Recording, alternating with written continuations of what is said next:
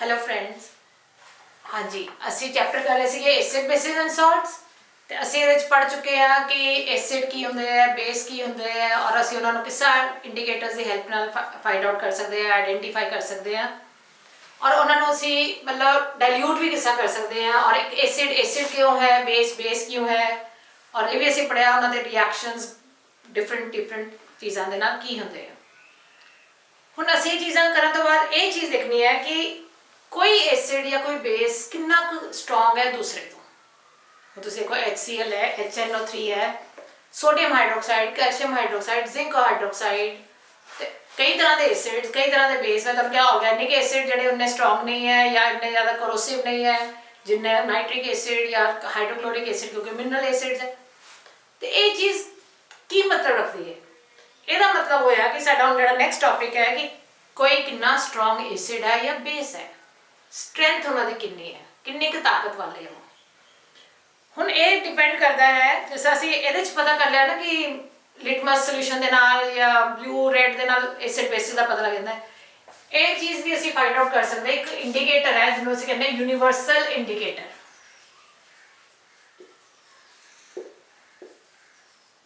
Paper strip भी लगा लो, जो ऐड करांगे असीं किसी भी सोल्यूशन के अंदर ਉਹਦਾ कलर डिफरेंट आ जाता है। ਇਹਨੂੰ pH पेपर भी कह देंगे हैं। तो ਉਹਦੇ कलर डिफरेंट ਸਾਨੂੰ फिर पता लग जाएगा कि ये वाला एसिड इन्ना उस तो स्ट्रोंग है या घट स्ट्रोंग है। तो pH पेपर या यूनीवर्सल इंडिकेटर किस ते बेस है, एक टर्म है pH स्केल, ਉਹਦੇ ते बेस्ड है। P का मतलब हो गया पोटेंस, पोटेंशियल, किसी की कितनी ताकत है, और H का मतलब हो गया हाइड्रोजन आयन, कंसंट्रेशन कितनी 10 है। तो मतलब जितनी ज़्यादा हाइड्रोजन आयन कंसंट्रेशन होगी उसका मतलब ज़्यादा एसिडिक होएगा नेचर। जितनी हाइड्रोजन आयन कंसंट्रेशन घट होएगी वो एसिड या बेस जो भी है वो स्ट्रोंग नहीं होएगा ज़्यादा। हुण ये 0 to 14 दे विच लाई करता है स्केल दे विच। सेंटर ਇਹਦਾ ਬਣ ਗਿਆ 7। ਇਹਦਾ मतलब की होया कि 0 to 14 7 सेंटर ਜਿਹੜਾ आ गया वो न्यूट्रल ही आ गया। But as we go from this to this a basicity in basic nature increase करेगा, और इधर से इधर आते हैं एसिडिक नेचर इंक्रीज करता है। मतलब कि 0 जिधर आएगा ना pH वो बहुत स्ट्रांग हो जाएगा एसिड, और जिधर 14 आएगा वो एसिड 0 हो जाएगा लेकिन बेसिक नेचर वो स्ट्रांग हो जाएगी। 7 का साडा पानी है, वाटर, जिधर न्यूट्रल है। हुण pH का की मतलब होया, pH is the negative logarithm of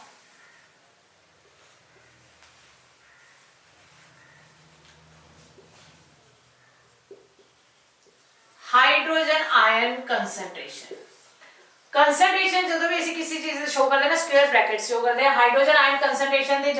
जो भी गिनती आएगी इतने हाइड्रोजन आयन्स है ਉਹਦਾ ਅਸੀਂ नेगेटिव लॉगरिथम, लॉग ਜਿਹੜਾ है ना मैथमेटिक्स का टूल है, ਉਹਦਾ लॉग लेके फिर ਸਾਡੇ ਕੋਲ pH ਉਹਦੀ कैलकुलेट हो जाती है आराम ਦੇ ਨਾਲ।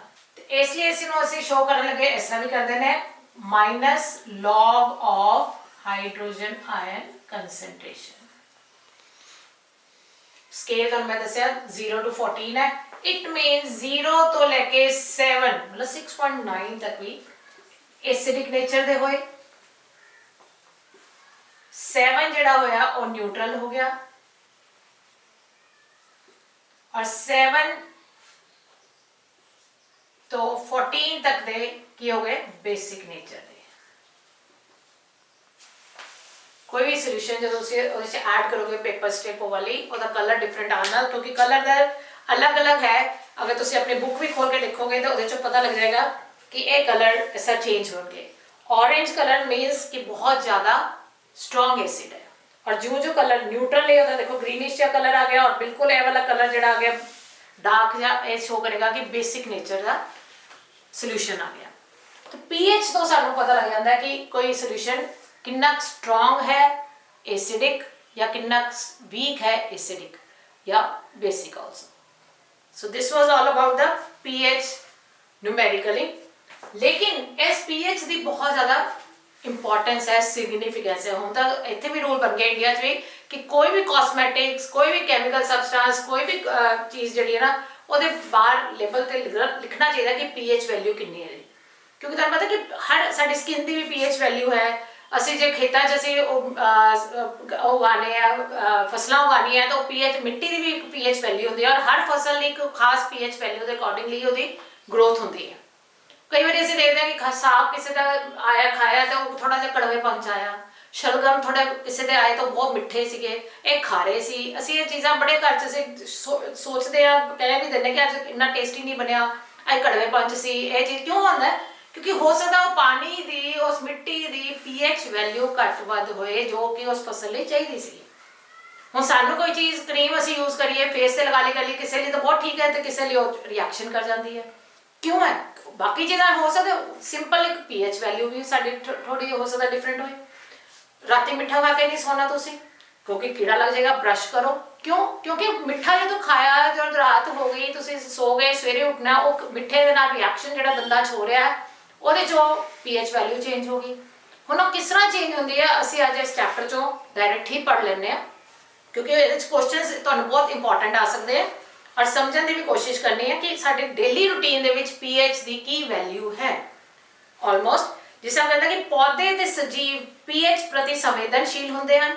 ਪਲਾਂਟਸ ਔਰ ਐਨੀਮਲ ਜੋ ਵੀ ਹੈ ਉਹ ਸਾਰੇ ਹੀ ਬਹੁਤ ਸੈਂਸਿਟਿਵ ਹੈ ਪੀਐਚ ਦੇ ਲਈ। ਕਹਿੰਦਾ ਸਾਡਾ ਸਰੀਰ 7.0 to 7.8 ਪੀਐਚ ਦੇ ਵਿਚਕਾਰ ਕੰਮ ਕਰਦਾ ਹੈ, ਕਿਉਂਕਿ ਬਲੱਡ ਜਿਹੜਾ ਹੈ ਨਾ ਅਦਰਵਾਈਜ਼ ਐਸਿਡਿਕ ਹੋ ਜਾਏਗਾ ਜਾਂ ਫਿਰ ਉਹ ਬੇਸਿਕ ਬਹੁਤ ਜ਼ਿਆਦਾ ਹੋ ਜਾਏਗਾ, ਤਾਂ ਉਹਨੂੰ ਆਲਮੋਸਟ ਨਿਊਟਰਲ ਰੱਖਣਾ ਚਾਹੀਦਾ ਹੈ, ਹੁੰਦਾ ਪੈਂਦਾ।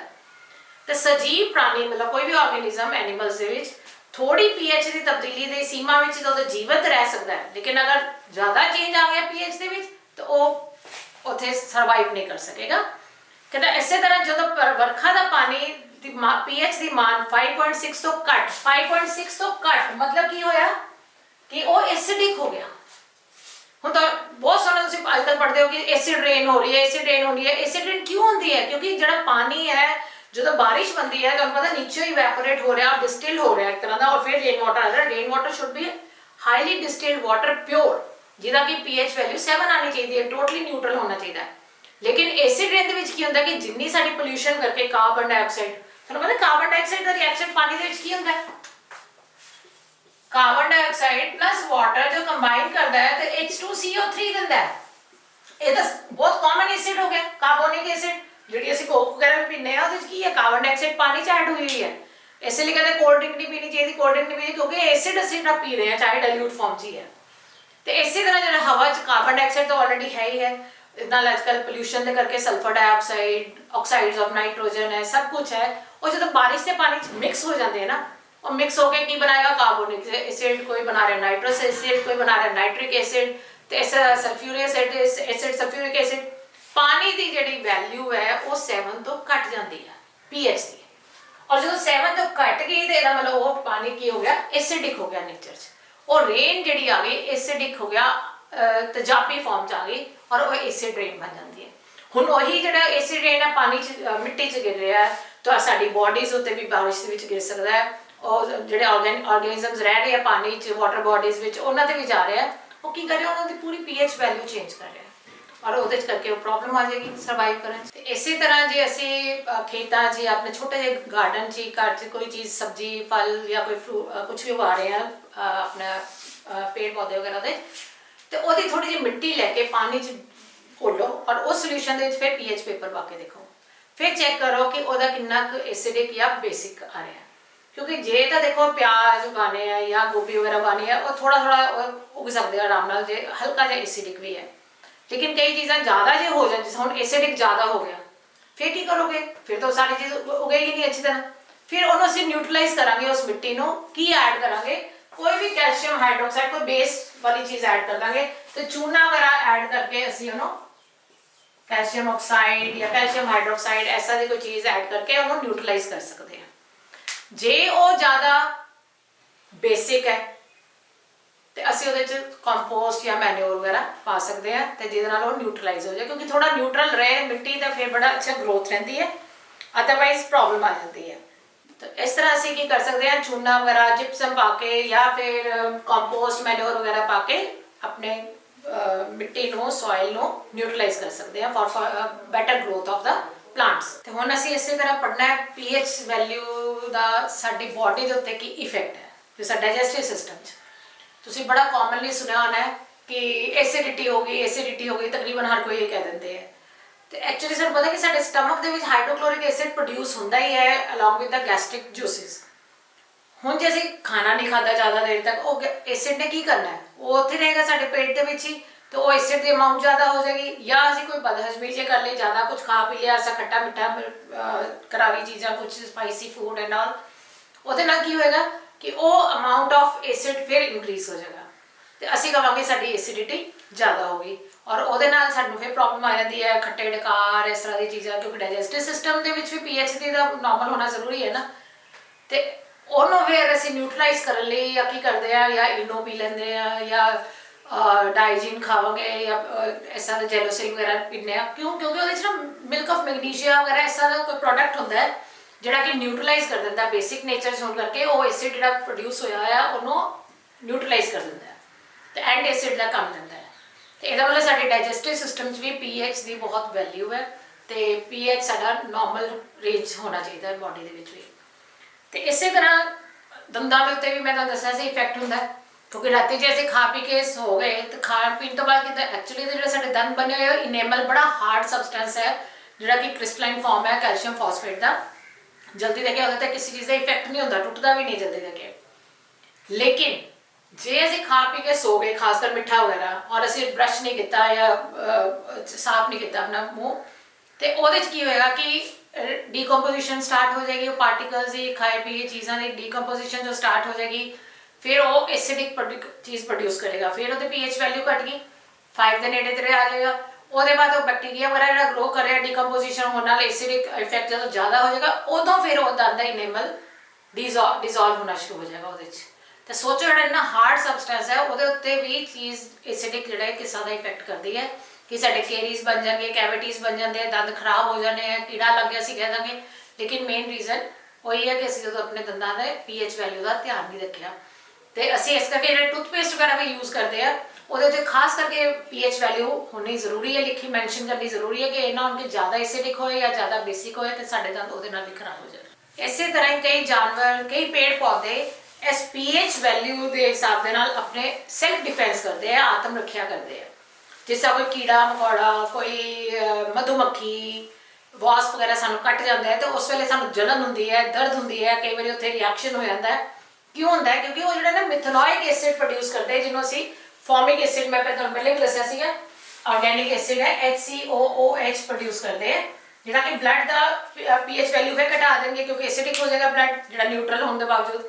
ਤੇ ਉਸ ਕਰਕੇ ਉਹਦਾ ਰਿਐਕਸ਼ਨ ਹੋ ਕੇ ਸਾਨੂੰ ਉੱਥੇ ਦਰਦ ਹੁੰਦੀ ਹੈ ਤੇ ਉਹ ਆਪਣੇ ਆਪ ਨੂੰ ਬਚਾ ਲੈਂਦੇ ਡੰਗ ਮਾਰ ਕੇ, ਸਾਡਾ ਨੁਕਸਾਨ ਹੋ ਜਾਂਦਾ ਉਹਦੇ 'ਚ। ਇਸੇ ਤਰ੍ਹਾਂ ਕਈ ਵਾਰੀ ਉਹ ਬਿੱਛੂ ਬੁੱਟੀ ਇਹੋ ਜਿਹੇ ਕੋਈ ਨੈਟਲ ਲੀਵਸ ਵਗੈਰਾ ਕਈ ਹੁੰਦੇ ਐਸਾ ਦੇ ਜਿਹੜਾ ਕਿ ਸਾਨੂੰ ਜਿਸੇ ਬਾਡੀ ਨੂੰ ਟੱਚ ਕਰਦੇ ਤੇ ਖਾਰਿਸ਼ ਸ਼ੁਰੂ ਹੋ ਜਾਂਦੀ ਹੈ, ਕਿਉਂਕਿ ਉਹਨਾਂ ਦਾ ਵੀ ਪੀਐਚ ਵੈਲਿਊ ਸਾਡੇ ਬਲੱਡ ਦੇ ਪੀਐਚ ਵੈਲਿਊ ਨੂੰ ਚੇਂਜ ਕਰ ਦਿੰਦੇ ਆ ਤੇ ਉਹਦੇ ਕਰਕੇ ਸਾਡਾ ਰਿਐਕਸ਼ਨ ਹੋ ਜਾਂਦਾ ਤੇ ਉਹਦੇ ਨਾਲ ਸਾਨੂੰ ਖਾਰਿਸ਼ ਵਗੈਰਾ ਜਾਂ ਇਸ ਤਰ੍ਹਾਂ ਦੀ ਚੀਜ਼ਾਂ ਹੋਣੇ ਸ਼ੁਰੂ ਹੋ ਜਾਂਦੇ ਰਿਐਕਸ਼ਨ ਦੇ ਤੌਰ ਤੇ। ਤੇ ਇਹ ਤਾਂ ਸਾਰਾ ਸੀਗਾ ਅਸੀਂ ਜਿਹੜਾ ਪੜ੍ਹਿਆ ਕਿ ਪੀਐਚ ਵੈਲਿਊ ਦੀ ਇੰਪੋਰਟੈਂਸ ਕੀ ਹੈ, ਸਿਗਨੀਫਿਕੈਂਸ ਕੀ ਹੈ for living beings in our life, for plants and animals, हर जगह पे ये क्यों इन्ना इंपॉर्टेंट है कि हर चीज़ मतलब ना ज़्यादा एसिडिक होए तो ना ज़्यादा बेसिक। तो असी जो देखिए पीएच वैल्यू का की है, सब तो ज़्यादा एसिड कौन किहड़ा होएगा, तुसीं देखिया सी हाइड्रोक्लोरिक एसिड हुंदा है। हाइड्रोक्लोरिक एसिड क्योंकि ओदी जिहड़ी है 0 ते ही पहुँच जाती है वैल्यू हाइड्रोजन आयन कंसनट्रेशन, और 14 जिहड़ा है मैक्सिमम बेसिक हो जाएगा। तो ये 0 to 14 वाला जो रेंज है असी पीएच वैल्यू ले लेने, 7 वाला जो न्यूट्रल ही आ जाएगा। 7 तो घटिया 0 तक पहुंचया तो एसिडिक नेचर इंक्रीज होएगी, 7 ते न्यूट्रल, 7 to 14 जाओगे तो बेसिक नेचर इंक्रीज होएगी। यही पता लगता है फ्रॉम द पीएच वैल्यू। और कौन है रीडिंग कौन दे सकता है? यूनिवर्सल इंडिकेटर जिसमें असी पीएच पेपर या पीएच स्केल के उत्ते बेस्ड होता है ये चीज़। सो आज के बारे पीएच के बारे यही चीज़ तो सारे होप कि तुहानूं समझ आ गया होगा सारा। Thank you.